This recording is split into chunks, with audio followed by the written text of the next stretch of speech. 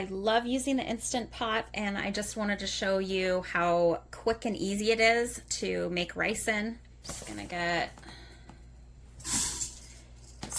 equal parts rice to water. Just gonna add a little bit of chicken bouillon in it. Gonna stir it up. And that seriously is as easy as it gets for making your jasmine rice. I'm gonna pop the lid on, and I'm just gonna press pressure cook, and I'm gonna cook it for 6 minutes and press start.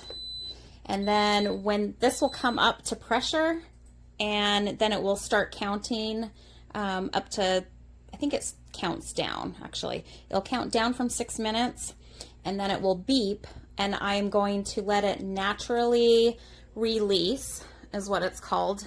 I'm not going to vent it. I'll just let it naturally release its pressure for 10 minutes, and then I'll come over here and press the vent button down, and it will release the rest of the steam that's in there, and the rice will be cooked, and it will be nice and fluffy. And it's nice because you don't have to, you can just put it in there, walk away, work on another part of your meal for dinner, and not have to worry about watching it on the stove.